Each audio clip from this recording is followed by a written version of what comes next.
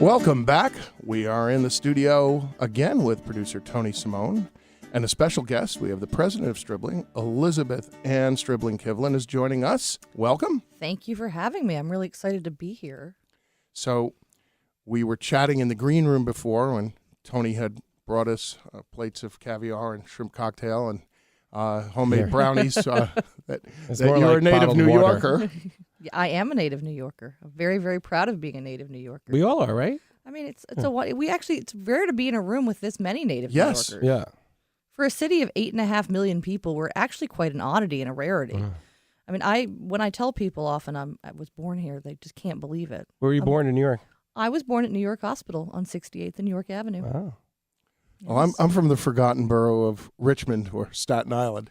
Tony was much closer. I'm from the homeland. I call Queens the homeland. My grandmother was born in Richmond County, too, and grew up in Sailor Snug Harbor, so I am all for Staten Island. All right, that's good. I was in Dongan Hills, but we've done a number of segments on Staten Island and did a very interesting one last week. I mean, there's just endless discussions about New York and the boroughs, especially as we discussed with your mom a few episodes ago about Brooklyn. I mean, New York is changing and evolving so dramatically and in such an interesting manner. It's changing the profession of real estate because there's just so much more that you have to know. It's not like you're just looking at a few listings and taking somebody out to look at 5 apartments on the Upper East Side if they want to buy something. Yeah, it sort of actually reminds me of my freshman year of college at the College of the Holy Cross. I was sitting in my dorm room with my roommate, who was from outside of Boston, and another girl who was from Queens. And this girl turned to me and said, "Where are you from?" And I said, "Oh, I'm from the city." And I said, "Oh, where are you from?" And she said, "Oh, Flushing." And my roommate at the time just looked at me with like this utter sense of total confusion. She's like, "But the city is 5 boroughs." And I said, "Oh, no. If you live here and you live in Manhattan, the city is Manhattan." And I actually think that nomenclature doesn't count anymore. I think when you say the city, I don't just think it means Manhattan. I think we've sort of gone past the river boundaries of it. Finally. Yeah, finally. I mean, to think about how I spent my weekend in Manhattan, Brooklyn, Flushing, everywhere. When I say the city, I do mean concretely all 5 boroughs. Yeah, it's really the changes in restaurants and destination points have altered that dramatically because it used to be like you're going to Brooklyn. It was like, well, why? Is there, you in a funeral or a Sherpa was going with you? Reading of a will? Yeah. They put on the backpack. Just for the record, I always went to Brooklyn. I did too. We used to spend I Mother's lived in Day at Brooklyn. Juniors. So. I had lots of relatives there, and we used to go to Sheepshead Bay all the time. So I am being slightly Coney facetious, Island. Yes. but Surfing in Queens. Did you really surf in Queens? No, I pretended to watch people surf in Queens. Okay. But well, it was.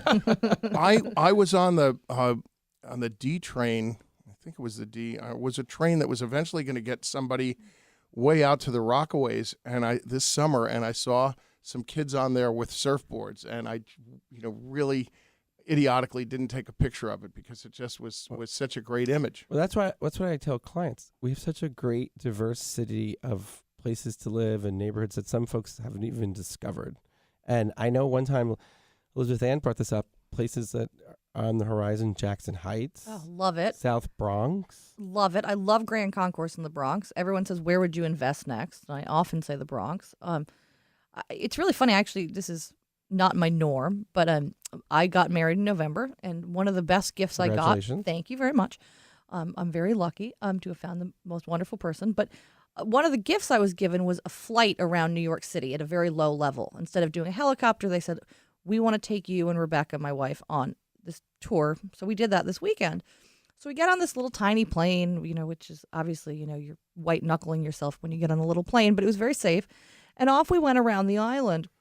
And we were actually going over Brooklyn and Queens. And I looked down and there was Breezy Point, which is something, I think we don't talk about Breezy Point very often. I've been there. I love Breezy It's Point. so cool. I mean, obviously they were very, very heavily affected by Sandy with fires. And, it was actually, unfortunately, probably one of the greatest tragedies I think we saw was probably out in Breezy Point in terms of destruction. But what incredible houses. I mean, I think they're actually cooperatives, really. I was looking at how I think they're how you own the land. But I just thought, oh, wow, everyone spends a fortune to go out to the Hamptons or, down to the shore, wherever it might be. But we have incredible beaches at our disposal. I mean, for a very good price, you can get a house in Breezy Point, or you can get something in the Rockaways. And if you want to go out to Long Island, lest we forget Atlantic Beach, it's so close. And Yes. what unbelievable prices. So, I think you don't really have to, you can go back to sort of 1920 when you went to your little beach cottage in the far Rockaways when you lived in Manhattan. I think it'd be something really interesting I think you're starting to see a little bit more of the hipster community do that, but I was really jazzed by it this weekend.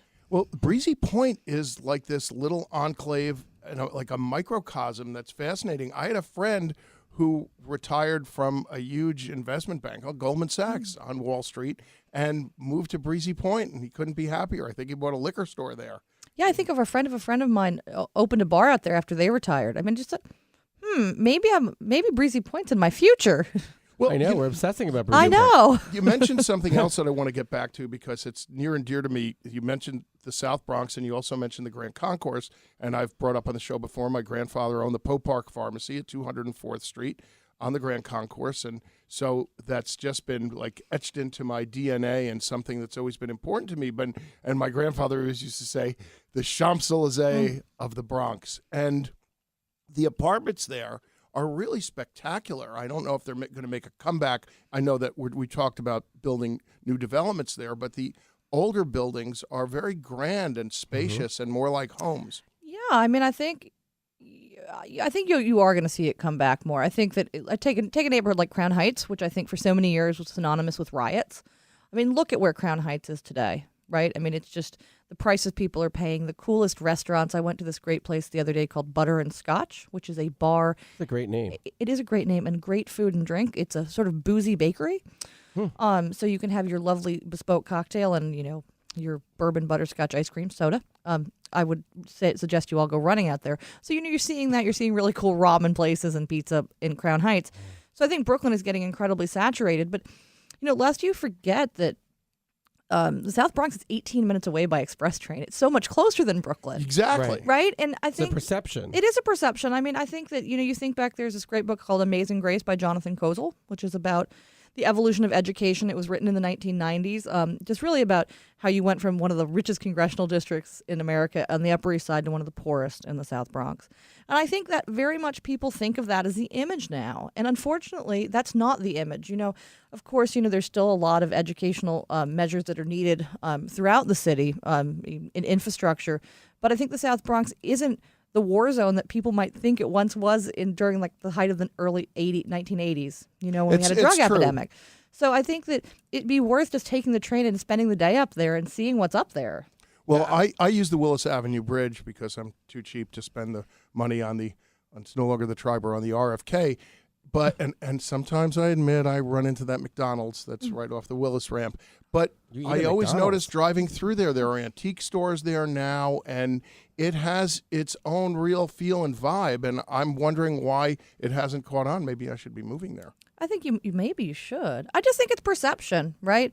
I think all the focus has been on Brooklyn for now. And I'm about to move to Brooklyn, so I'm not putting it down. I think Brooklyn's awesome. But I just think that... Do we know where you're moving? We will soon. Okay. I'm moving... Secret? We don't have to tell anyone on the air. I will tell people. As soon as I close, I'll tell people. Okay. Great. I'm a little superstitious about it. Let's not jinx it. But I'm very excited. It's nice. Oh, I am interested in discuss. I think you're right about perception because I've often said it's on the show. Sometimes it's like flipping a switch. Like one day, all of a sudden, then a neighborhood is going to be made okay. Mm-hmm. But it hasn't happened overnight. It's a process and a transition, and that's got to be happening in the South Bronx far more than we realize. I have clients that want to go to Barry Park City. They're like, where is that? And then when you show them the views of the water and the beautiful apartments and how they can actually save a little bit compared to Tribeca, and they're like, wow, I didn't know this was here. I think that's the most incredible. I think what would be a lot of fun is you should once a month pick one neighborhood that you don't really know and just get completely and utterly lost. I actually spent some time out there, but I was in Flushing on Saturday, or Sunday actually. And great dim sum. Oh, the food was so great. I went to this place called Corner 28 where they have Peking duck buns. I mean, you just can't go wrong. But someone said, where are we going? I said, okay, so here are my 4 highlights we'll try to do, but then just stumble around. And if you get lost, what's the worst? You have to turn around, but most likely you'll find something else. And I think even the housing stock out in Flushing, which is quite high, I mean, it's not cheap to live there at all, and there's been a lot of foreign demand for Flushing.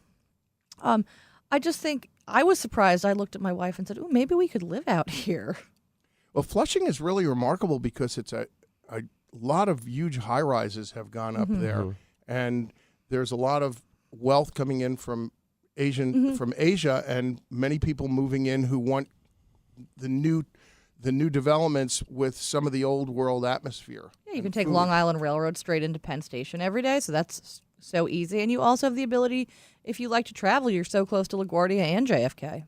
That's a good point. Well, we had a guest on the show, David Darcy from NPR, and he's a big Thai food aficionado, and he pointed out Thai food. He talks about, not on the show, but he actually took me to a place in Astoria, and I was just wowed by all of the Thai restaurants there.